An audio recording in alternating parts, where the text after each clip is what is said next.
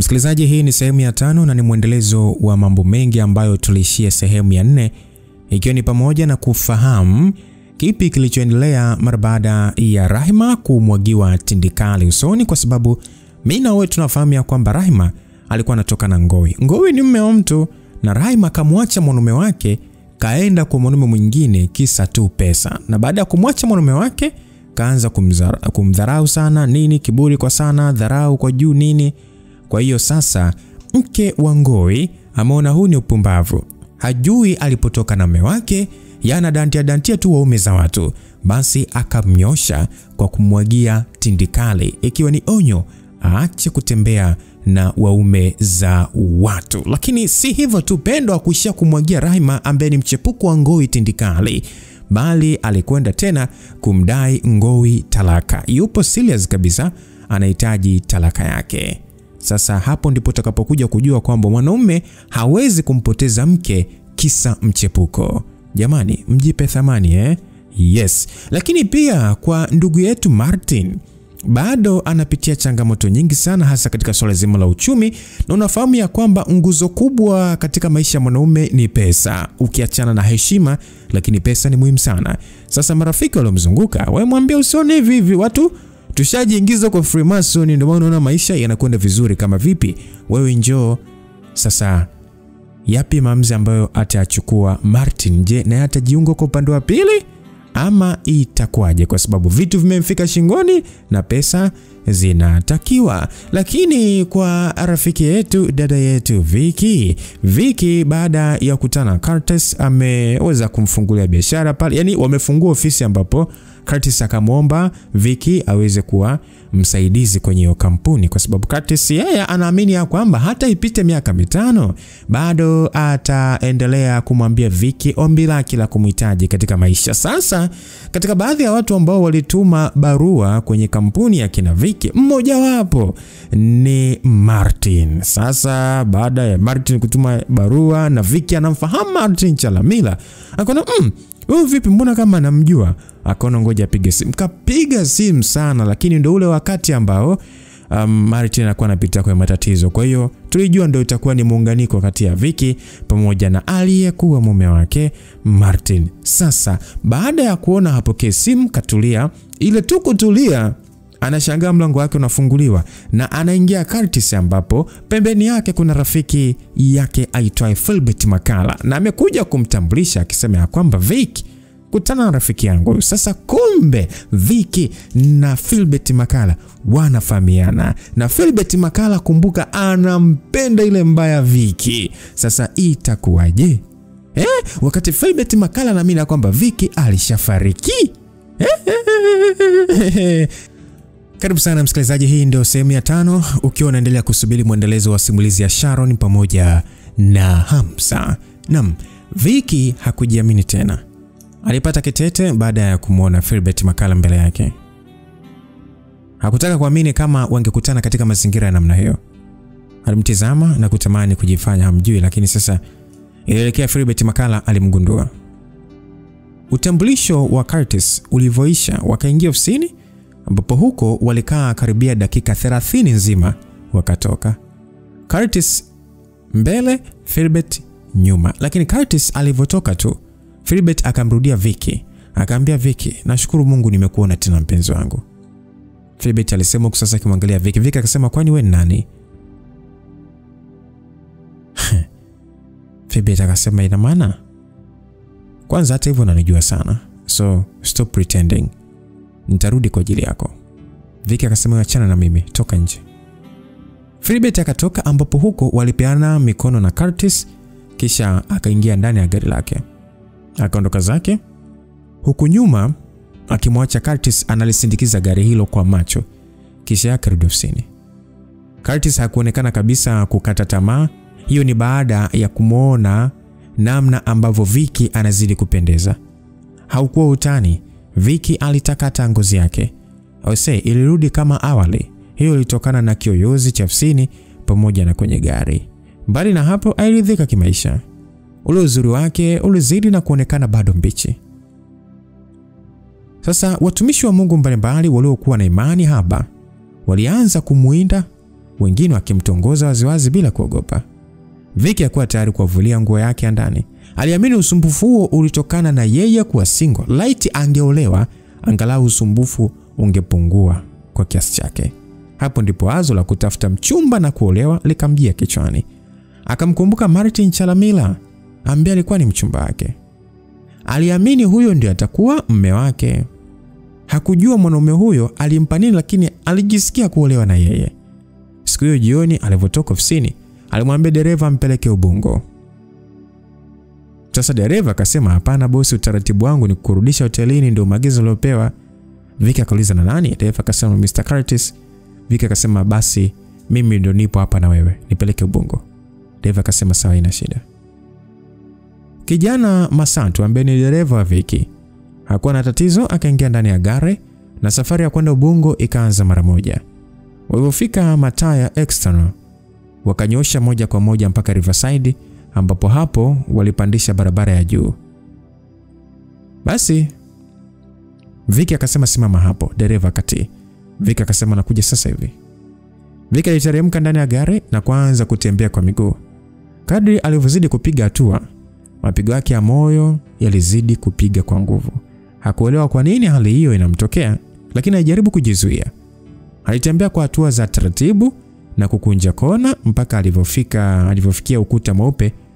Ulikuwa na matobontobo tu. Akachungulia ndani.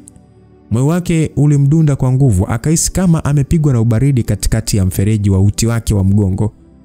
Hakuamini macho yake baada ya kumwona Martin. Tena akambeba mtoto mchanga. Pembeni yupo mwanamke mtu mzima tu, akamkabidhi makopo ya maziwa pale. Picha hiyo haikuwa na haja kujiuliza nini kinaendelea, na ilimfanya ahisi ameishiwa nguvu zake za miguu. Alihisi mashavu yake analoana na maji, akagundua kwamba ni machozi. Kifua chake kaanza kupanda juu na kushuka kwa jazba. Akataka kuingia ndani ya geti, lakini akaupiga moyo wake stop kufanya hivyo. Hakutaka kuendelea kuangalia, aliamini angepata maumivu zaidi. Haraka akaanza kutembea kurudi alipotoka, akaingia ndani ya gari huku akilia machozi. Mpaka dereva aliyekuwa anamuendesha akashika kioo cha katikati na kumwangalia, akamwambia mama upo sawa? Dereva aliuliza lakini hakujibiwa. Badala yake akaambiwa waende hotelini kwani anahitaji kupumzika, kichwa kinamuuma. Sasa msikilizaji, maisha ya Martin Chalamila yalizidi kuwa magumu. Kwake alikuwa ni afadhali ya jana. Vitu viliangaliana, vinashindwa tu hata kutatulika. Mambo mengine anaingiliana tu, na wakati mwingine akatamani hata kujiua ili tu asiteseke duniani, kwani kila alilolifanya aliona kabisa haliendi. Alishauza gari, akafungua biashara na pesa zote zikapukutika kabisa. Yaani alijiona ni binadamu mwenye nuksi pamoja na laana. Hakuelewa ni kwa nini mambo yake yameyumba namna hiyo. Pamoja na kupitia shida na mateso, lakini hakukata tamaa. Aliendelea kusukuma gurudumu la maisha yake. Kilichomuumiza zaidi zilikuwa ni zimebaki siku 4 tu kodi ya nyumba anayoishi iishe. Hakuelewa angepata wapi pesa, na aliogopa mno na kujua kabisa mwisho wa maisha yake umefika. Kikweli kabisa Martin alihitaji mwanasaikolojia, sababu wakati mwingine alianza kuzungumza mwenyewe akiwa anatembea barabarani. Mtoto aliyekuwa naye hakujua ampeleke wapi, lakini aliamini kuendelea kukaa naye ingemgharimu, kwani hakuwa na fedha za kumtunza mtoto huyo ambaye alikuwa ametelekezwa na Monica. Alijilaani na alijutia siku ile alivyokuwa nyumbani kwa Hansi Ukwaju, maana bila kunywa pombe na kulewa yasingemkuta hayo. Wakati mwingine alidhani ni laana za Vicky. Akatamani aende kaburini kwake akamwombe msamaha, akiamini kuna mahali alimkosea. Mtoto alikuwa akilia mno, yaani akiwa mikononi mwake analia mno. Akatembea mpaka kwa mwanamke ambaye siku zote anamtunza mtoto endapo Martin akienda kwenye mihangaiko yake ya kuweza kutafuta kazi. Sasa Martin baada ya kufika pale akaulizia Mahmudi yupo. Aliuliza majirani waliokuwa kando ya kibaraza wamekaa. Hasa mmoja akina mama akaropoka akasema, hata salamu kaka yangu. Martin akasema, nisamee dada yangu, akili yangu haipo hapa kabisa. Akaambiwa, haya mama Mahmudi hayupo. Basi Martin akaondoka na kuanza kutembea kuelekea stendi ya mabasi. Hakuelewa anaenda kufanya nini, lakini alizidi kusonga mbele. Alipofika akatafakari kwa muda. Kuna wazo limjia kichwani, akaamini lingefaa kufanya maamuzi hayo, ingawa yalikuwa ni magumu mno. Aliingia ndani ya gari la Mnazi Mmoja ambapo hakubahatika kupata siti. Akasimama akiwa na mtoto hivyo hivyo. Dakika 10 baadaye akapata wazo lingine jipya. Martin akasema, "Auntie, habari yako? Naomba unisaidie kunishikia mtoto hapa." Martin aliomba akiwa ndani ya daladala amesimama, kila mtu alimuonea huruma. Dada huyo hakuwa na tatizo, akamshika mtoto kwa upendo wote kabisa akiamini anambembeleza. Basi bwana, gari lilizidi kujaa abiria. Abiria wengine walikuwa wanashuka, baadhi walipanda. Hivyo ikafanya sakuwe kuna msongamano ambao ulileta nini? Ulileta kero ndani ya daladala. Mara wewe unasikia tu, "Kaka unanikanyaga bwana." Yeye bwana, kama utaki ukanyagwe katafuta usafiri wako nini? Mshenzi mamako. Kwa hiyo alikuwa ni maneno ya shombo na karazi zisizokuwa na kichwa la miguu zilikuwa zinasikika tu ndani ya daladala hiyo. Daladala ilipofika Karume, dada aliyepewa mtoto alishtuka kwani hakumuona tena Martin. Akajaribu kuangalia huku na kule lakini hakumuona mtu yoyote yule anayefanana na Martin. Hasa akapigwa na bumbuazi. Dada akauliza kwamba, jamani samani, hivi yule kaka alinipatia mtoto uko wapi?" Aliuliza baada ya kumkosa Martin. Akauliza na yeye yupi huyo? Akasema kavaa shati la draft hivi, alinipatia mtoto pale Matumbi. Akaambia, kavaa shati la draft na jeans ama? Akajibu ndio. Akaambia, wewe mbona ameshashuka tayari? Mdada akasema, Mungu wangu, ameshukia wapi? Akaambia ameshukia Buguruni Malapa. Asa dada alijitambulisha kwa jina la Hadija Doto. Alisi kupagawa. Hakuelewa ni kitu gani akifanye. Lakini konda alishauri gari lipelekwe kituo cha polisi ambapo kituo ambacho kipo karibu yao ili akatoe taarifa. Hicho ndicho kilichotokea. Daladala likasimama kituo cha polisi Karume. Hadija akatoa maelezo yake pale kisha akamwacha mtoto huyo kituoni hapo ili taratibu zingine za kufanya matangazo ziendelee. Martin alifanya tukio hilo sio kwa kupenda. Aliumia moyo. Lakini hakuwa na jinsi. Alimwomba Mungu msamaha na kutubu kimoyo. Kwani jambo lilifanya la kumtelekeza mtoto sio zuri. Alihisi kujiuta na kutamani kumtafuta mtoto wake, lakini hakujua anzie wapi. Hata hivyo hakutaka kujiuta sana. Akiamini huko atakapoenda angekuwa salama zaidi kuliko kuwa yeye na pamoja na mtoto, maana angeteseka sana.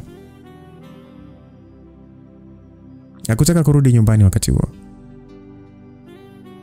Maisha ya Jaffe yalimjia kichwani. Akakumbuka namna anavyokula kuku kwa mrija. Akatamani ghafla kwa kuwa alikuwa na namba zake, alimtafuta hewani akitaka kujua ni wapi alipo. Jamaa akajibu sasa hivi nipo kucha ng'ombe. Martin akasema sawa, mimi nipo hapa Malapa. Kuna mtu nimekuja kumcheki nikasema nikupigie mwanangu, ukitoka hapo basi unaelekea wapi? Jaffe akajibu naelekea Oysterbay. Martin akasema mimi nahitaji kuonana na wewe ndugu yangu, tafadhali nakuomba. Jaffe akasema haina shida. Msikilizaji, Japhet Kehaka, jina lake maarufu anaitwa Jaffe. Wengi walizoea kumfupisha na kumuita hivyo, ambaye huyu jamani mkinga tu, tajiri huyu. Tajiri wake ulibuka ghafla baada ya kurejea kutoka Iringa ambapo huko alikaa miezi 3. Alipoingia tu mjini akanunua magorofa 2 Kariakoo. Hakuna mtu aliamini kama Jaffe katoboa kimaisha. Utajiri wake ulikuwa kwa kasi, akanunua magari ya mizigo na mabasi ya kusafiria. Kariakoo nzima kuanzia mitaa ya Agrey, Masasi na Lung'ombe mpaka Ndanda alifahamika ise. Wengine walimuita young millionaire. Hakuna kijana yoyote ambaye hakuwa anatamani maisha ya Jaffe, kwani alikuwa ni mfanyabiashara mkubwa na mdogo kiumri. Sasa siku hiyo ilikuwa ni baada ya kutoka bandarini akaonana na Martin ambapo waliongozana mpaka kwenye moja hoteli ili kuzungumza. Martin hakutaka kupindisha maneno. Alichoka kuteseka. Hivyo alichosema ni nataka kuwa kama wewe Jaffe. Jaffe akamwambia usijali upo tayari? Tena Jaffe akauliza kwa mapose na kuangalia saa yake ya dhahabu kwa madoido. Martin akasema nipo tayari kwa lolote ile kaka. Jaffe akasema sawa. Jiandae kwa safari, kesho twende Iringa. Martin akajibu sawa, haina shida ndugu yangu. Moyo wa Martin ukatulia, akatamani kesho ifike aanze safari. Lakini akiwa hapo alipigiwa simu na namba ngeni, akapokea na kuweka sikioni. sauti ilisikika ya kwamba unaongea na Dr. Zlatan Humud. Njoo Temeke hospitali mara moja. Martin akauliza kuna nini? Akaambiwa wewe ni mume wa Rahma?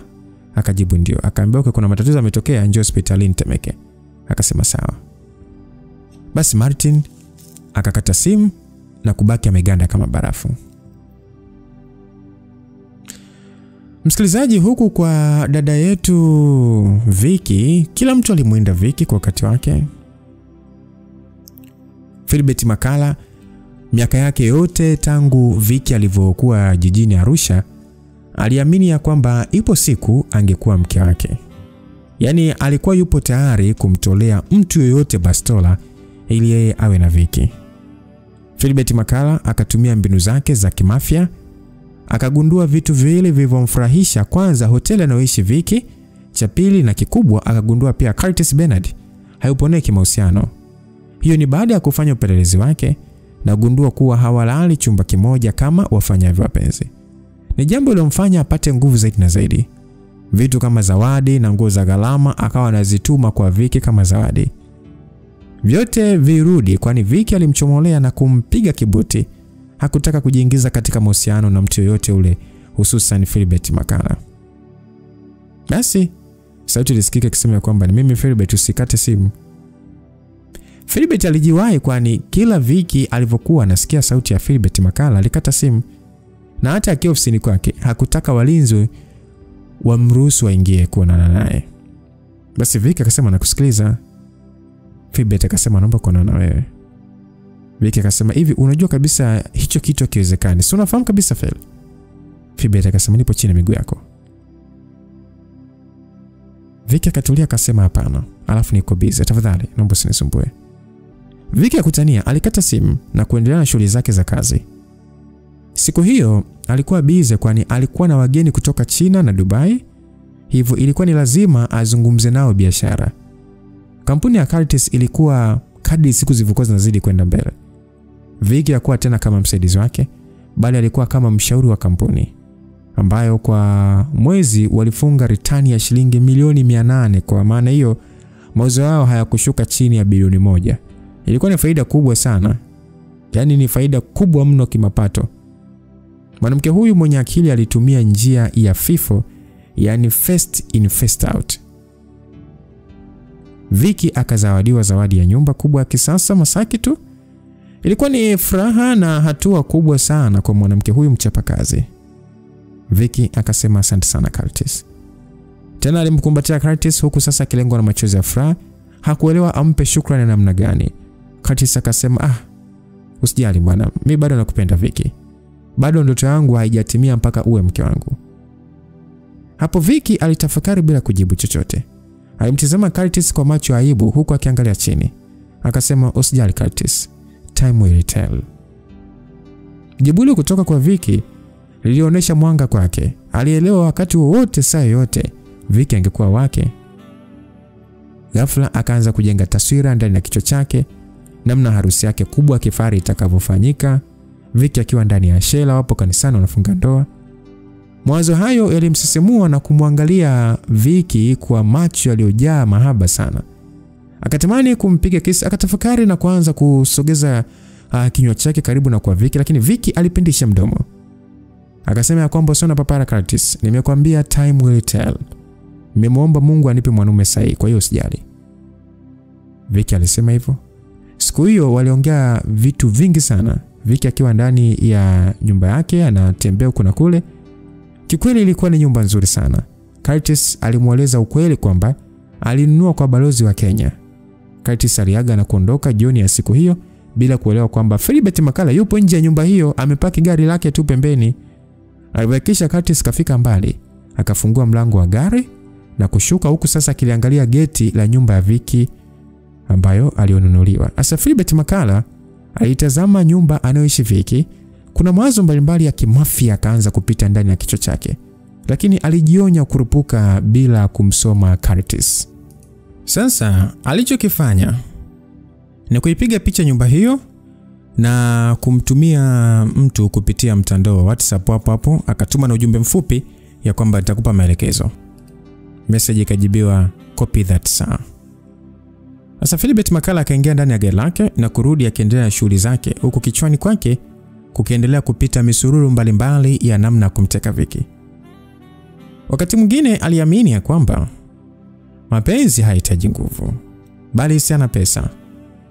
Pamoja na kuwaza hayo yote, lakini alijiapiza siku moja Vicky atakuwa mke wake, iwe kwa upanga au kwa amani. Sasa Vicky mwenyewe hakuacha kwenda kanisani, na mara nyingi alimwomba Mungu ampe mume sahihi, kwani aliamini kwa umri aliofikia anahitaji kuwa na mume ili atengeneze familia. Basi asubuhi, mchana na hata usiku, Vicky alipiga goti na kuomba. Hata hivyo, mara kadhaa alimuota Martin akionyesha kwamba ndiye mumewe sahihi, lakini hilo hakutaka kukubaliana nalo. Yaani kwa picha aliyoona siku chache zilizopita. Asubuhi alikemea akiamini wakati mwingine shetani anaweza kukuotesha pia na kuharibu mipango yako. Siku moja ikiwa nyumbani kwake, yupo kwenye sofa amelala tu, akapitwa na usingizi. Akaota yupo kanisani na Curtis wanafunga ndoa. Tena ndoa kubwa ya kifahari, yani royal wedding, ambayo ilihudhuriwa na watu wachache tu. Kisha baada ya hapo wakapanda ndege na kuelekea nchini Brazil kama kumalizia fungate lao. Alikurupuka saa 3 usiku, akasali na kuingia chumbani, ambapo alinyoosha mpaka bafuni, akaanza kujimwagia maji. Alivyotoka alikuwa na kangamoko tu, tena aliyofunika kifua tu. Basi alianza kujikagua namna alivyokuwa mzuri wa kuvutia. Akakiri hata yeye angekuwa ni mwanaume asingesita kutamani. Vicky alikuwa na ngozi laini, mwili wake ulikuwa mzuri sana. Sasa siku hiyo hakutaka kulala mapema, kwani siku inayofuata hakukuwa na kazi, yani ilikuwa ni Jumamosi. Hata hivyo simu ya Curtis ilimshtua. Akatembea mpaka kitandani na kuichukua, akaipokea na kuweka sikioni. Basi Curtis akasema ya kwamba sikutegemea kama ungepokea simu yangu usiku. Vicky akasema kwa nini? Akajibiwa, nidhani umelala, vipi unafanya nini? Vicky akajibu, nimetoka kuoga nataka kulala. Curtis akasema sawa, mimi nimekosa usingizi kabisa usiku, kwa hiyo sielewi hata ni kwa nini. Vicky akasema, labda itakuwa umechoka tu, kunywa maji mengi. Curtis akasema, naomba tutoke sasa hivi, tukakae sehemu basi, afu kesho hakuna kazi, na kuomba tafadhali usikatae. Vicky akasema, Curtis, sasa hivi ni usiku sana, kwa hiyo inakuwa kama kuna ugumu fulani. Curtis akasema, naelewa hilo, ndio maana nakuomba, mimi sina mtu mwingine yoyote kumwambia. Vicky akauliza, uko wapi sasa hivi? Curtis akasema, posta. Vicky akasema, tunaenda wapi?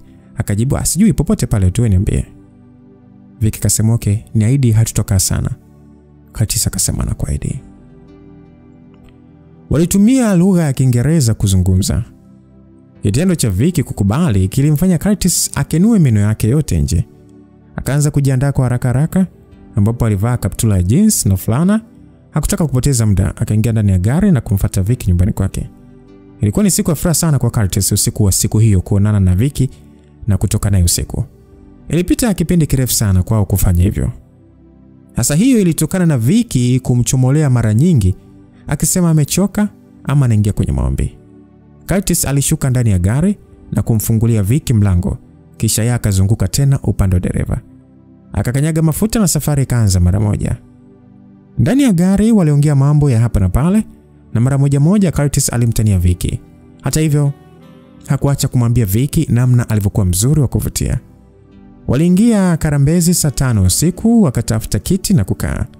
Ilikuwa ni sehemu iliyotulia na wateja wa humo wengi walionekana ni wastaarabu, hata mavazi yao yalionyesha ni watu wenye hadhi fulani hivi kwenye maisha. Vicky alipenda eneo hilo, ambapo aliagiza juice pamoja na chipsi. Curtis hakutaka kuvunga, akaagiza cocktail aina ya margarita pamoja na mishikaki. Basi Vicky akasema kwamba nimeipenda hii sehemu.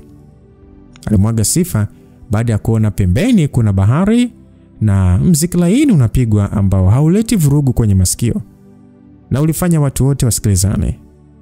Siku hiyo Curtis hakutaka kugusia hoja za mapenzi kabisa. Alianza kumuuliza Vicky kuhusiana na kazi na maendeleo ya kampuni. Hakuacha kumpongeza na kumpa moyo kwamba apambane na kuongeza juhudi katika kazi, maana bila kazi hakuna kitu kitakachofanyika. Walimaliza kula saa 7 usiku. Curtis akalipa bill, kisha akaanza safari ya kuondoka. ambapo Curtis alifika mpaka nyumbani kwa Vicky. Basi Curtis akasema, "Oh, pamependeza sana, wewe ni msafi." Picha mbalimbali zikiwa ukutani na carpet la manyoya lilikuwa chini pamoja na urembo ndani ya seble. Hiyo vilimfanya Curtis azidi kuvutiwa na mwanamke huyo. Mrembo wa sura na msafi wa kila kitu. Sasa kwenye ile kupongezana nini, kwenye kuhagiana kwa sababu alimpongeza kwa kumhagi. Bwana wewe, unajua tena alafu na ni usiku, alafu walioko humo ni watu wawili tofauti. Unadhani kingetokea nini? Unadhani kipi ambacho kingetokea? Basi bwana, walikula kitumbua vizuri tu na miogo ambayo imekaangwa vizuri kabisa. Vicky alikula muogo uliokaangwa vizuri na Curtis alikula kitumbua chenye iriki, mdarasini na mambo mbalimbali ambayo kwake aliyatafasiri ni kama mapishi mazuri yaliyozingatia usafi na utamu wa ladha yake. Basi sasa akili inakuja kufunguka. Vicky anasema, "Hey, Curtis umefanya nini?" Alisema kwa namna ya kulaumu. Alilalamika, lakini mwisho wa siku Curtis alimtuliza na kumwambia kwamba hakuna kilichoharibika, kwani hana nia kumcheza, alitaka kumooa. Sasa Vicky naye akajibu ya kwamba, "Lakini tulichofanya tumemkosea Mungu, inabidi tutubu." Curtis hakuwa na kipingamizi kwa kumwangalia Vicky machoni. Akajua tayari Vicky ameshaingia laini na amejaa ndani ya 18 zake. Kifupi, ndege tayari alikuwa wake, hivyo hakuwa na haja ya manati tena.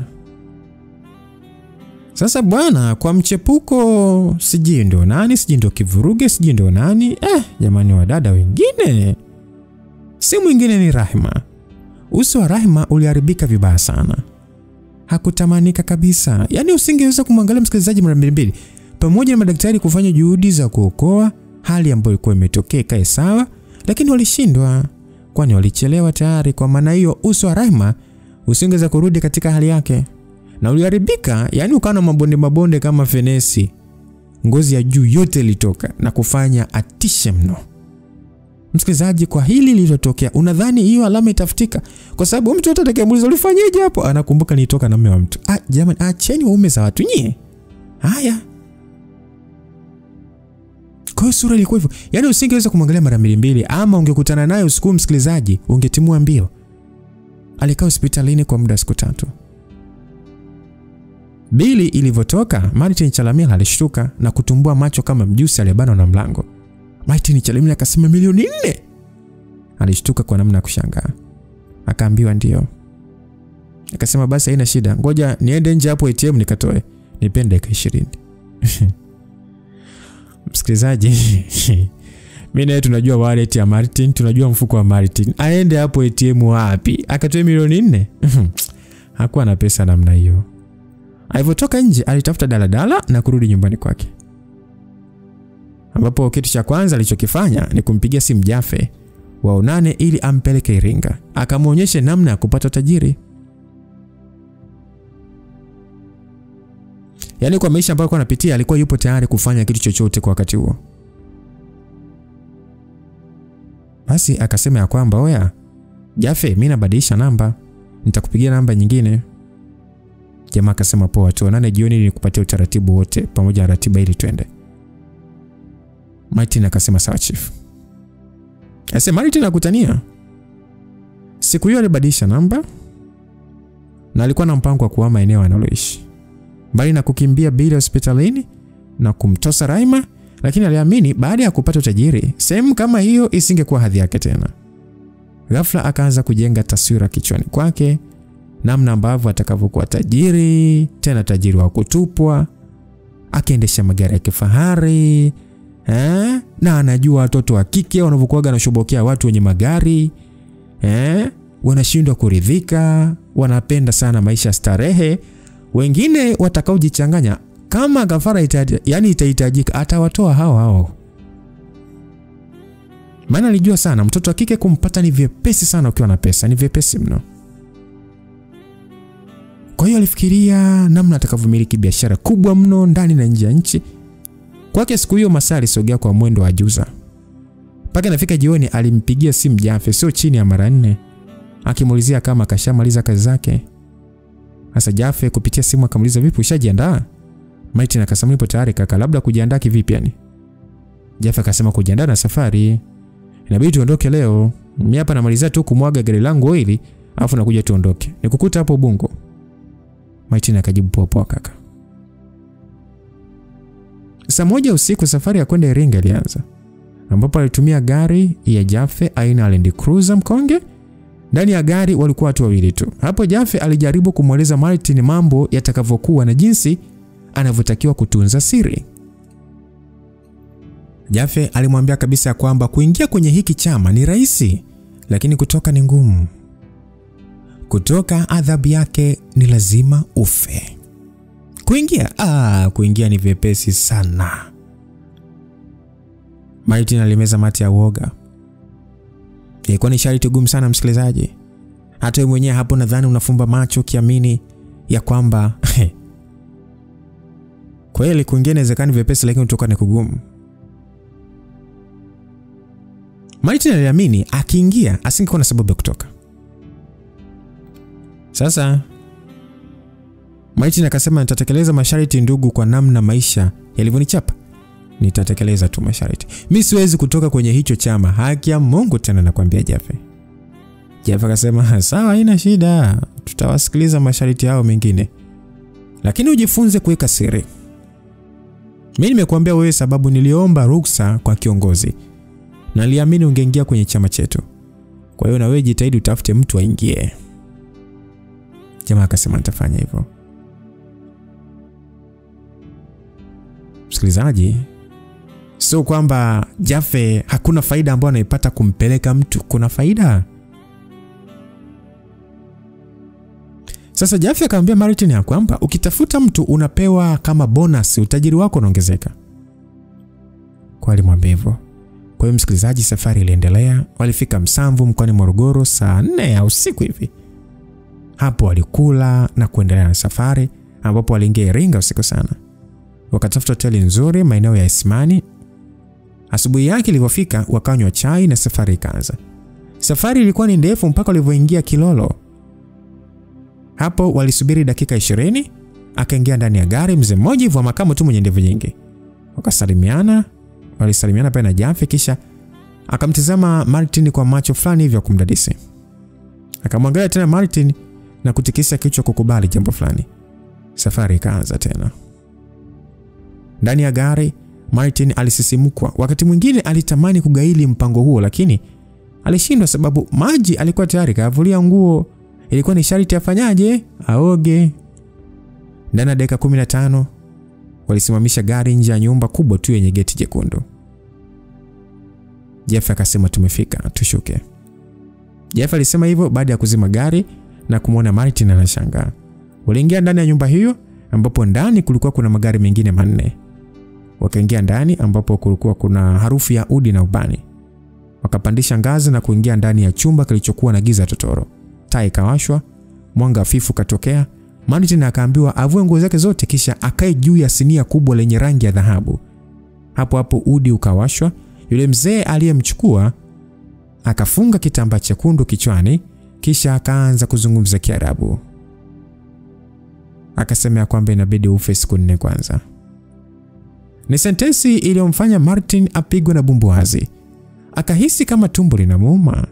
Aliogopa kiasi kwamba jasho jembamba lianza kumtoka. Sasa tutarudi huko tuweze kuendelea kufahamu kipi ambacho kiliendelea. Huku kwa upande wa Curtis na Vicky, penzi lao bwana lilizidi kuchipua na rasmi walikuwa kama kumbikumbi, kwani karibia kila siku waliongozana. Kila jioni Curtis ilimlazimu kumrudisha Vicky Masaki. Ingawa nyumba alikuwa amemnunulia na alikuwa na uwezo wa kuhamia, lakini hakutaka kufanya hivyo mpaka wafunge ndoa. Hata hivyo Curtis hakutaka kuishi katika nyumba hiyo, akiamini kwamba haikuwa hadhi yake kabisa. Badala yake alinunua nyumba Mbezi Beach, tena ufukweni mwa bahari. Alifanya hivyo kimya kimya bila kumshirikisha Vicky. Alichokifanya ni kuvunja nyumba aliyonunua na kuanza kuikarabati tena anavyotaka yeye.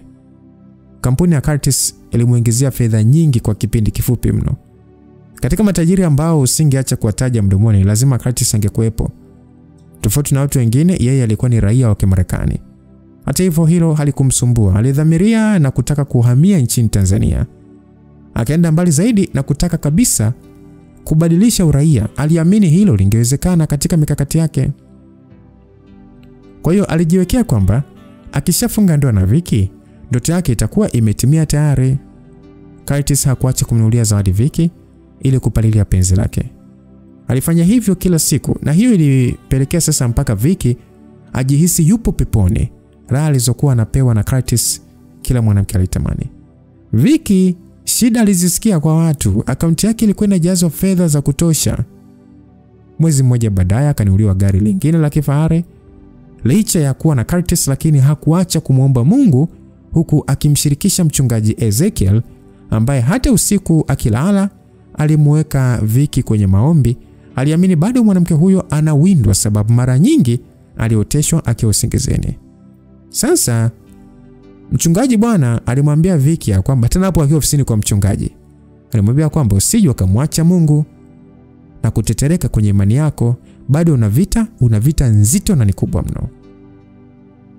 Aliongea hivyo mchungaji Ezekiel siku hiyo. Alimwambia Vicky akiwa ofisini kwa mchungaji, kwani Ezekiel aliamua kufungua kanisa lake mwenyewe na kuchukua miezi miwili akawa na mamia ya waumini. Vicky akasema namuomba Mungu kila kukicha. Ezekiel akasema sawa, usiache kufanya hivyo.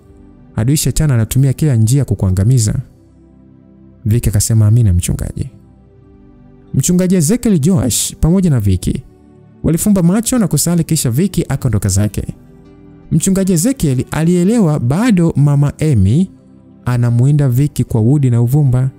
Hivyo maombi yake aliamini yanaangamiza nguvu hiyo ama nguvu hizo za mama Amy.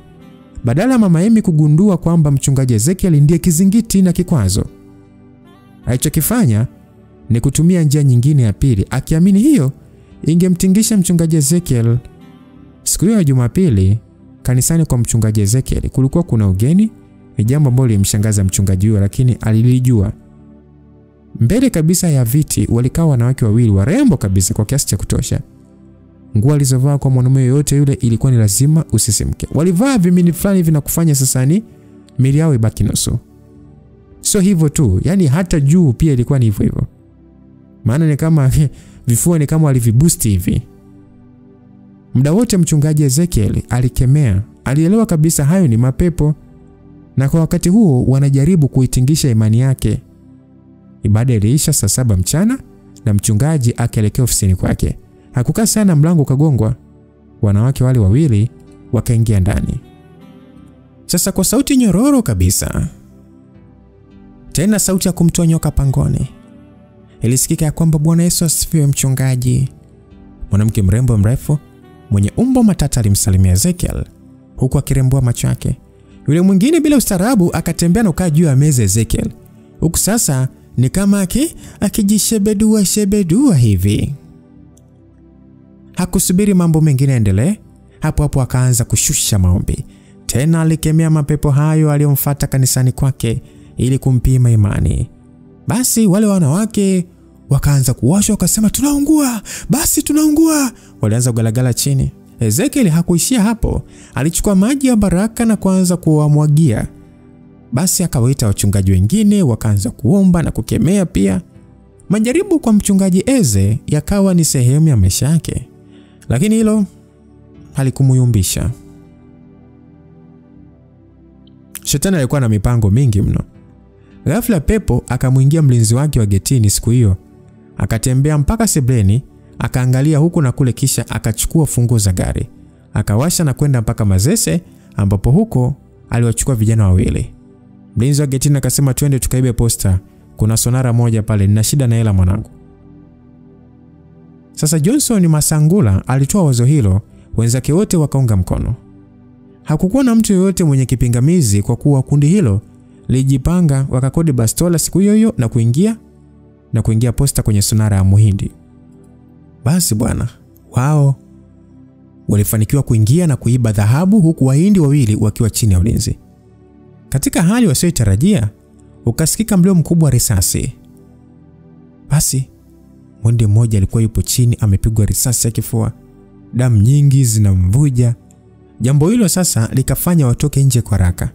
Wakapiga risasi juu ili kuwatawanya watu, kisha wakachukua gari na kuondoka nalo. Mkakati wa uvamizi wao haukuwa professional.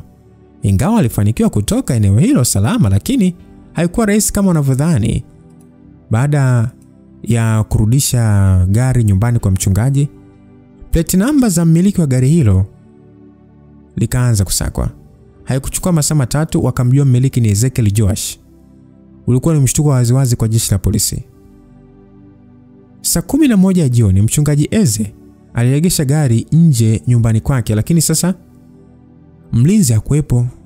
Hata hivyo aliteremka na kutembea. Hakuelewa nyuma yake kulikuwa kuna gari lilikuwa na askari kanzo ndani. Alivyoingia ndani ya geti na wao wakashuka. Wakatembea taratibu na kugonga geti. Sasa muda huo ilikuwa bado Ezekiel hajafika mlangoni. Akageuka na kuliendea geti. Kitendo cha kufungua akakutana na wanaume watatu. Wakamuonesha vitambulisho. Mmoja wa askari akamhukumu kwa kumwambia kwamba mchungaji fake jambazi mkubwa upo chini ya ulinzi. Ezekiel mwenyewe alishangaa. Sasa walivyopiga macho kwenye maegesho wakaliona gari aina Prado. Wasema gari yenyewe pale. Sasa Ezekiel akasema nimefanya nini? Ile kabla hata hajajibu alinaswa kibao cha shavu. Hakukuwa na muda wa kujielezea. Hapo hapo akafungwa pingu kwa nyuma na kutolewa nje. Majirani walishangazwa na tukio hilo bila hata kuelewa chochote. Walisikia tu neno jambazi mkubwa, unajifanya mchungaji, ingia ndani ya gari. Ni tukio ambalo liliwashangaza majirani. Hata hivyo mchungaji Eze alijua huo wote ulikuwa ni mpango wa shetani kumtingisha. Pamoja na yote, kutokea kimoyomoyo alimshukuru Mungu, kwani aliamini kwa kufanya hivyo ilikuwa ni sana kumpiga chura teke, sababu aliamini angeenda huko mahabusu na ingekuwa rahisi kupenyeza neno la Mungu. Sasa bwana, mnamfahamu mke wa mtu Pendo. Mbali na kuomba msamaha akijitetea kwa vitu mbalimbali, lakini Pendo hakuelewa kitu. Alitaka talaka yake, na kuonyesha msisitizo wa jambo hilo Pendo alihama chumba. Hakutaka kulala na Benja kitanda kimoja ama chumba kimoja. Wiki moja baadaye Benjamin akaitwa mahakamani ili kusikiliza shauri la talaka. Akagoma kusaini akidai kwamba mambo hayo wangemaliza kifamilia. Akasema kwamba nitamaliza kifamilia na mke wangu, ni hasira tu, kwa hiyo nipeni muda. Naombeni muda nikaongee naye. Benja akaondoka zake.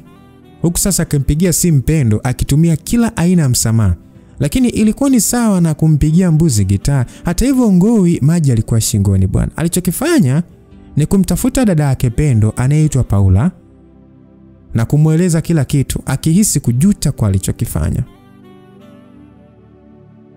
Akasema kwamba nitaongea na Pendo, kila kitu kitakuwa sawa shemeji. Basi baada ya kumwambia hivyo, akaona hapo kidogo itakuwa ni afadhali. Sasa ili kumpumbaza zaidi, alimpa shemeji yake huyo shilingi milioni 2 ili afanye juu chini Pendo amsamehe. Kila kitu kilikuwa tofauti, kwani Pendo hakutaka kusikiliza la mtu. Pendo akasema kwamba kama hutaki kunipa talaka yangu mimi naondoka. Watoto wakifunga shule nitawafuata. Hasa Pendo alimaanisha, sababu alikuwa na mabegi tayari. Hilo lilimfanya Benja atetemeke kwa woga, kwani aliamini kila kitu kwake kinaenda kuvurugika. Alijaribu kuomba kila aina ya msamaha. Akasema nisamehe mke wangu, kosa gani lisilosamehewa? Pendo akasema nishakusamehe, lakini hatuwezi kuwa pamoja Benja. Mimi siwezi, na usijisumbue kuniomba msamaha sababu sitobadili msimamo wangu. Basi Benja akasema nifanye nini mke wangu ili unisamehe? Niambie tu mamangu. Pendo akasema nenda mahakamani kasaini, alafu kama unahisi nataka talaka ili tugawane mali, toa kichwani mwako kabisa. Mimi sitotaka kitu chochote kutoka kwako, isipokuwa nitapambana wanangu wapate haki zao. Bwana wewe. Pendo aliburuza mabegi yake mpaka nje, ambapo aliingiza ndani ya gari, huku Benja akiwa nyuma kama mkia. Hakuamini, kwani Pendo aligeuza gari na kuliondoa kwa kasi. Alimwacha Benja analisindikiza kwa macho. Sasa huku kwa ndugu yetu bwana Martin, jamani, utajiri una ngoja nikae kimya. Akamuuliza yule mzee kwamba sijaelewa. Akaambia hujaelewa nini? Utakufa alafu utafufuka. Akauliza kufa kivipi? Akaambia usijali Martin, niamini mimi, mwanzo ni mgumu siku zote. Martin akasema lakini naogopa. Akaamba naomba nikutoe hofu. Sasa akamuuliza Jaffe kwamba kwani na wewe ulishawahi kufa? Jaffe akasema ndio, mimi nishakufa nikafufuka. Ndani ya chumba hicho kidogo Martin na Jaffe walizungumza. Ilikuwa ni wazi kabisa mapigo ya moyo Martin yalikuwa yanadundia mgongoni. Wakati mwingine alitamani kugaili, lakini maji yalikuwa tayari kashavulia nguo. Mzee aliwakatisha baada ya kurudi akiwa na maji yenye rangi nyekundu.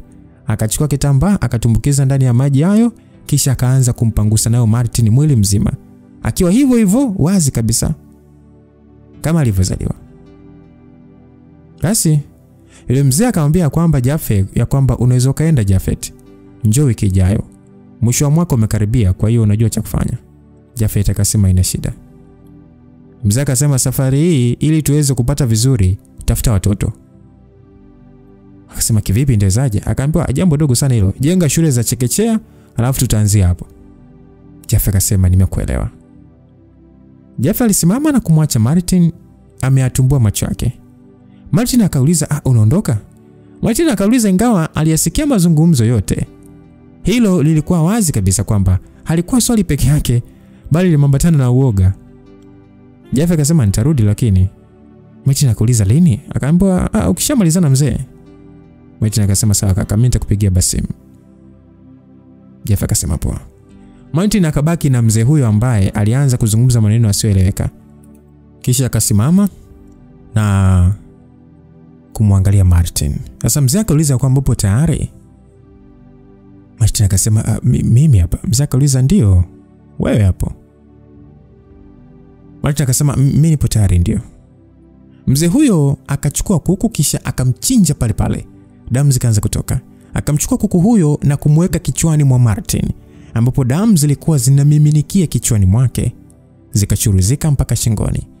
Dakika 2 baadaye Martin akaanza kuhisi kizunguzungu kikali sana. Nguvu zikawa zinamwishia taratibu, huku akihisi mwili wake wa baridi mno. Kadri dakika zilizozidi kwenda, nguvu zilimwishia. Hapo hapo akapoteza fahamu na kudondoka. Msikilizaji, utajiri mkubwa katika haya maisha ni kama vitu vitatu, huenda vikawepo na vingine zaidi. Ila ukiwa na Mungu ni utajiri tosha. Ukiwa na amani ya moyo ni utajiri tosha. Ukiwa na afya ni utajiri tosha. Hivyo vitu vitatu tu, Mungu, amani ya moyo, afya. I say wewe utaenjoy. Hata kama kazini unalipwa mshahara wa $100 tu, utaona ni mkubwa sana. Kwa hiyo bwana, tukija upande mwingine tunaona ndege binafsi aina ya Altjos A467 ilikuwa tayari nje ya uwanja wa Mwalimu Nyerere, mwisho kabisa ikiwa ni uko pembezoni kabisa ikawa inanguruma. Ilikuwa ni ndege nzuri ya kifahari mno. Saa 4 asubuhi Curtis na Vicky wakaegesha gari kando ya ndege hiyo, huku sasa wakiwa na mabegi mgongoni. Vicky alishangaa, lakini moyoni alikuwa ni mwenye furaha, akiamini anaenda kula kuku kwa mrija. Alijisifu kuwa na Curtis sababu alimuonesha aina yote ya mapenzi. Mbali na hapo hakuwa na mkono wa birika. Ilikuwa ni lazima siku hiyo waende Dubai, jijini Abu Dhabi. Sasa siku hiyo bwana, kwanza walipanga kwenda huko sio kikazi bali kula bata. Kwa hiyo siku hiyo Curtis Bernard alitembea kitunisha kifua mbele, akivimba. Pembeni alikuwa na Vicky. Wakaanza kupanda ngazi kuingia ndani ya ndege hiyo baada ya kupiga mihuri pasi zao za kusafiria. Curtis akauliza kwamba vipi, unaenjoy? Curtis alitupa swali baada ya kumuona Vicky amekaa dirishani anaangalia nje. Maisha anayoishi aliyaona kwenye sinema tu. Kikweli hakujitofautisha na mtu anaishi peponi. Akasema ndio darling, ninaenjoy. Curtis akatabasamu na kumsogelea Vicky, alimkiss. Hasa dakika 30 baadaye ndege ikaanza kutembea taratibu na mwisho ikaanza kuchanganya na kupangana. Ndani ya ndege walikuwa wawili tu, ukitoa mhudumu pamoja na marubani. Mhudumu wa kizungu aliyekuwa msafi na nadhifu mrefu aliwafuata na kuuliza kama wangependelea kula chakula chochote ama kinywaji. Curtis akajibu maybe later but not now. Curtis alisema hivyo ambapo Vicky na yeye alikubali. Ilikuwa ni ndege ya kifahari, mbele kuna TV kubwa, makochi mapana na viti virefu. Hasa mhudumu alivyoondoka, Curtis akasimama na kufunga mlango. Kilichoendelea huko, walijikuta wakifanya kile ambacho kiliwaleta duniani. Tena wakiwa angani. ndani ya ndege. Ndege ilikuwa ya kifahari sababu pembeni kulikuwa kuna mlango wa bafuni. Wakaingia huko kujisafisha nini. Kila mtu alimuona mwenzake ni mpya. Na walitamani ndege ifike mapema tu ili waliendeleze. Kiufupi walikuwa ni kama wanaenda fungate, kumbe kwao ilikuwa ni kukaribisha penzi lao hilo jipya. Saa 5 usiku ndege aliyokodi Curtis akiwemo na Vicky ndani yake ilitua Dubai International Airport. Waliteremka na kushuka. Sasa Curtis akatembea mpaka mapokezi ambapo alijitambulisha kwa mwanamke mmoja hivi mrembo toka Kiarabu, akapewa maelezo, ndipo akatoka nje na kusimama. Hawakukaa sana na Vicky. Gari nzuri ya kifahari ikasimama kando yao. Wakafunguliwa mlango na mlinzi maalum, kisha wakaingia ndani ya gari. Kwa Vicky vitu vyote hivyo kwake vilikuwa ni vigeni. Ilikuwa ndio mara yake ya kwanza kutoka nje ya nchi. Aliyatizama magorofa marefu ya kifahari na namna ambavyo mataa yanawaka huku na kule na kufanya jiji hilo lipendeze kwa staili ya kipekee kabisa. Mataa ya jengo la Pond Park yalifanya gari lisimame hapo, na hapo ndipo Vicky alitoa macho yake vizuri kushangaa magorofa marefu ambayo hakuna mwisho wake. Na baada ya hata kuruhusu dereva alikuwa samjanja, badala ya kunyosha barabara ya villa yeye alikunja kishavi. Hilo sasa limfanya Curtis atabasamu, kwani alijua alifupisha njia. Mkakati wa kuanzia hoteli na sehemu atakazotembelea uliandaliwa kimkakati. Hata hivyo kwa Curtis mji huo hakuwa mgeni hata kidogo. Vicky kuuliza kwamba ni mwenyeji huko. Akajibu, mimi huko ni mwenyeji sana. Niliishi huko zaidi ya miaka 5. Vicky akasema, "Kwa unafanya nini huko?" Akajibu, nilikuwa nafanya biashara tu za mafuta huko Abu Dhabi. Kwa hiyo hata pia Qatar nimeishi kidogo. Vicky akasema, "Mwenzangu umetembea?" Curtis akasema, "Mambo utafutaje tu. Kwa hiyo niombe Mungu nizidi kufanikiwa, maana hapa nilipo naona sijafanikiwa bado." Vicky alishangazwa na tajiri huyu mwenye kiu zaidi. Hata hivyo aliendelea kuhoji maswali kadhaa. Muda huo akichungulia nje kushangaa magorofa. Gari lisimama ndani ya hoteli ya kifahari, na ilikuwa ni hoteli kubwa sana iliyopo kando ya bahari. Magari yaliyokuwa nje yalikuwa ya kifahari kwa kiasi cha kutosha, na ngozi zilizokuwa humo zilikuwa ni za Kiarabu. Wasichana warembo wa Kiarabu wawili walifuata gari na kuwapokea mzigo. Walitangulia mbele. Jinsi walivyokuwa wamevaa walikuwa wamependeza sana. Basi hata hivyo Curtis alikuwa busy kwenye simu yake. Alikuwa na chat tu. Waliingia ndani ya lifti ambayo ilianza kushuka chini, sio kupanda juu, walikuwa wanashuka chini. Walipofika chini kabisa wakaanza kutembea. Kuna jambo limshangaza sana Vicky kwenye corridor hiyo, sababu pembeni hakukuwa na ukuta bali ni vioo. Kwa mara ya kwanza alidhani ni wallpaper, kumbe haikuwa hivyo. Ilikuwa ni vioo na nje aliona maji. Kifupi walikuwa chini ya bahari. Hiyo ni baada ya kuona samaki wanazunguka kuna kule. Hofu ilimtanda na kumshika Curtis mkono, akasema, "Naogopa baby." Akamwambia, "Usiogope." Vicky akasema, "Tuko chini ya maji." Akaambiwa, "Ndio." Akasema, "Naogopa maji yakitufunika je?" Akaambiwa, "Basi tutakufa." Vicky akasema, "Baby bwana, useme hivyo, mimi naogopa kufa ujue." Waliingia ndani ya chumba ambacho kilimtisha Vicky tena. Ni wazi kilikuwa ni cha vioo, yani nje alikuwa anaona samaki wanapita tu. Pamoja na hayo chumba kilikuwa ni kizuri sana, tena kikubwa sana. Wahudumu walivyowafikisha wakondoka zao. Sasa Curtis akamuuliza Vicky ya kwamba juu kuna kasino, vipi utaenda? Akasema, kasino ndio zile watu wanacheza wakiwa wazi. Akaambiwa, "Sio kama unavyofikiria, ni sehemu tu ya starehe." Sasa kwa Vicky ilikuwa ni vigumu, lakini kwa nguvu ya upendo wake alijikuta amekubali na kutoka kuingia kasino. Vicky alikuwa sahi kabisa. Kitendo cha kuingia ndani ya kumbi huo, aliwaona wanawake wa Kiarabu na wazungu wakiwa kwenye chuma wanazunguka tu kuna kule. Hiyo ikamfanya Vicky ashangae mambo hayo ya kidunia. Alisahau kabisa kama yeye ni muumini mzuri sana wa kanisani. Jamaa mmoja akamsalimia Vicky alipokuwa anapita na Curtis. Hiyo sasa ilimfanya Curtis aingiwe wivu, lakini alipotezea. Wakatembea mpaka kwenye moja ya meza iliyokuwa pembeni, kisha akakaa. Basi sauti kasikika ikisema kwamba dili langu la kwanza lilikuwa la bilioni 5. Nilikuja kukaa hapa. Kaambia, "Kwani hakukuwa na sehemu nyingine?" Akasema, "Kuna mzee nilimfuata anaitwa Aquino. Aliniambia nimfuate hapa." Akanisainia check, nikaondoka zangu. Mara pili nikaja kufanya kikao floor ya juu. Nilipata dili la mafuta lita 500,000. Akaambiwa, Curtis, ulianza kushika hela upo mdogo sana unajua. Curtis akajibu, niliacha shule kwetu, sisi hatakuwa na uwezo. Kwa hiyo nilikwambia mimi simjui babangu. Mama aliniambia ni Mtanzania. Curtis aliagiza whisky aina ya single malt chupa nzima akaweka mezani. Alipokunywa glasi 3 tu akaenda msalani. Kuna mwanaume mmoja tajiri alivutiwa na Vicky. Kila wakati alimtazama. Alivyoona Curtis kaondoka, akasogea kwenye meza yake na kumuongelesha Kiarabu. Lakini Vicky hakujibu chochote. Akamshika nywele, akamsifia kwamba yeye ni mzuri. Alivyoona Vicky sasa muelewi, pale ndipo ile sasa anataka umfosfosi, ndipo Curtis akatokea. Curtis hakusubiri jibu lolote. Alimtandika ngumi ya pua na kumsukuma. Akamwambia, stay away from my wife. Kifua cha Curtis kilipanda juu na kushuka kwa jazba. Katika maisha yake kitu dharau alikuwa hapendi kabisa.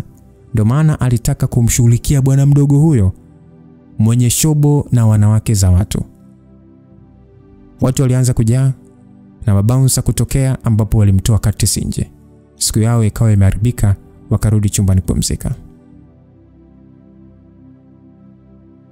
Basi vichwa vya habari bwana kwenye magazeti vilisomeka kwamba mchungaji Ezekiel Joash sasa kwisha. Habari kamili ukurasa wa 3. Gazeti lingine likaandika, mchungaji Josh ni jambazi sugu, avamia sonara na kuiba mamilioni ya fedha. Habari kamili ukurasa wa 4. Hali ndivyo ilivyokuwa hivyo msikilizaji, magazeti asubuhi ya siku hiyo, huko kimuonyesha mchungaji Ezekiel Joash juu yake, nyingine akiwa yupo juu ya Defender. Meza nyingi za magazeti zilijaa watu wakitaka kusoma habari hiyo kwa kina. Habari hiyo ilichukua sura mpya kabisa. Waliokuwa na imani haba walimhukumu moja kwa moja. Mchungaji Eze alikuwa ndio topic ya jiji siku hiyo. Kila mtu aliongea la kwake. Baadhi walimtetea wakiamini ni mpango wa shetani ambaye ametumwa kuitingisha tu imani yake. Hata hivyo hakuna mtu yeyote yule aliyeweza kubadilisha ukweli kwamba mchungaji Ezekiel ni mtumishi wa Mungu. Shetani alikuwa kazini. Waumini wa kanisa la Faith Christ Church walimiminika katika kituo kikubwa cha Posta Central wakiwa na mabango yaliyoandikwa mchungaji Ezekiel Josh sio jambazi. Wengi wao walikuwa wakiimba nyimbo za kuabudu. Nje ya geti la polisi kugeuka na kuwa kama kanisa. Defender 3 zilipaki nje ya geti kukiwa na askari sio chini ya 20 wakiwa na mitutu wakisubiri amri kutoka ngazi za juu ni kitu gani wakifanye.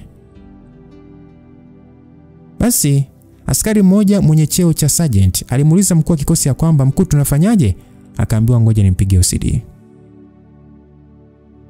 Basi Kamanda Kalumuna hakuwa na maamuzi.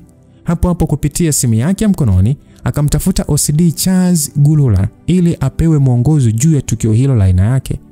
Ni tukio lililofanya mpaka waandishi wa habari wasoge karibu. Kiufupi Posta ilitulia kwa muda. Waumini waliiteka wakiimba na kuomba mchungaji Eze Josh aachiliwe huru. Basi sauti kwenye simu ilisikika kwamba kamanda, nadhani unajua kinachoendelea. Simu hiyo ilimkuta OCD Charles Gulula akiwa nyuma ya meza yake kubwa. Alikuwa ni mrefu, mweusi na mwenye maamuzi magumu sana. Kila mtu alimtambua. Haikumchukua muda kutoa maamuzi. Akasema piga risasi. Jamaa akasema, afande akasema, mkuu nasemaje? Akaambiwa ya kwamba wewe umenisikia kamanda, piga risasi za moto. Ni sentensi iliyomfanya ACP Dismas Masi ashtuke sana. Hakutaka kuamini kama kauli hiyo imetoka kwa OCD. Na alikuwa ni maagizo tayari. Alichotakiwa kufanya ni kuambia vijana waachie risasi za moto. Akatazama umati wa waumini, wakina mama na wanaume, akawatazama askari waliokuwa pembeni. Hakuwa tayari kuchukua maamuzi hayo ya kumwaga damu. Akashusha pumzi kidogo. Sasa sergeant akauliza ya kwamba vipi mkuu? OCD kasema nini? Akajibu yupo kwenye kikao, ngoja nimpigie RPC wa mkoa. ACP Dismas aliamini OCD haikuwa kazi ya mwisho, akamtafuta RPC wa mkoa hewani. Akamueleza kila kitu kinachoendelea. Akaulizwa vipi OCD umeongea naye? Akajibu ndio. Akaulizwa amekwambia nini? Hapo ACP Dismas alikaa kimya kidogo akitafakari kitu gani akijibu kwa mkuu wa kazi tena wa ngazi za juu kabisa. Akajibu nikupigie wewe. Akaambiwa okay, nakupa maelekezo.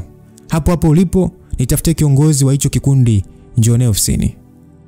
Akasema sawa mkuu. ACP Masi akashuka haraka kutoka kwenye Defender na kuomba kuzungumza na kiongozi wa waumini hao wa kanisa la Faith Christ Church. Basi mwinjilisti Ebeneza, yeye ndio alionekana kiongozi, akaambiwa nifuate. Alisita kidogo, akajua tayari anaenda kulala mahabusu. Hata hivyo alimfuata askari huyo nyuma. Ofisi ya RPC Sarah Daniel Matemu haikuwa mbali. Waligonga na kuingia ndani. Alikuwa ni mwanamke wa makamo lakini mkubwa wa cheo. Sare zake mabegani zilichafuka nyota. Na ACP alivyoingia alichapa mguu chini na kupiga salute kama salamu za heshima. Basi RPC Sarah akasema kwamba Bwana Yesu asifiwe mtumishi. Alitoa salamu hiyo huku akitabasamu na kumtoa hofu. Mwanamke huyu siku zote aliamini mazungumzo ya amani ndio suluhu ya kila kitu. Hata siku moja katika kazi yake hakupenda kutumia nguvu ama kutoa amri itumike silaha ya moto. Yeye alitanguliza kwanza mazungumzo. Basi akajitambulisha kwamba mimi naitwa RPC Sarah Daniel Matemu, ni RPC wa mkoa wa Ilala, kanda maalum ya Dar es Salaam. Kuna shida gani? Mwinjilisti Ebeneza Kawedi akaanza kujielezea mambo yalivyokuwa mpaka wakamzushia mchungaji wao ni jambazi. Hivyo alichokuwa anataka ni aachiwe huru. Sasa RPC akasema sisi hatujasema kama ni jambazi. Ulisikia sisi polisi tumesema jambo hilo? Yule kiongozi akasema hapana, lakini ni magazeti wameandika. RPC akasema wale ni wafanyabiashara. Mr. Beneza, mchungaji sio jambazi. Sisi kazi yetu ni kupeleleza, baada ya hapo ataenda mahakamani, huko ndipo atatoa hukumu. Msikilizaji, ilichukua kama dakika 10 nzima kumuelewesha Ebeneza Kawedi na kumpatia somo. Alivyoona haitoshi akasimama wima na kutoka naye nje, ambapo nyuma yake mlinzi wa kike aliyekuwa na bastola kiunoni alikuwa amevaa suruali ya kaki. Aliunga mkia akawa nyuma RPC. Wakatoka mpaka nje, akawatizama waumini na kuwaomba wapunguze jazba, kwani kila kitu kitaenda sawa. Haikuchukua talisali moja, waumini wote wakaondoka bila umwagaji wa damu kutokea. Sasa sehemu itakofuatia, kikubwa zaidi tutakachotaka kufahamu ni kipi kilichoendelea kwa Martin Chalamila baada ya kwenda kule kujiunga na hao watu wa nguvu za giza, unaweza kusema ni Freemason. Sasa kipi ambacho kilitokea? Je, kuna mtu yote aliyetajika kama kafara? Na baada ya Martin kufa, je, iliwezekana akafufuka? Kwa hiyo tutaendelea kufahamu msikilizaji sehemu inayofuatia. Kumbuka langu jina ni Lucas Lumbas. Bye bye.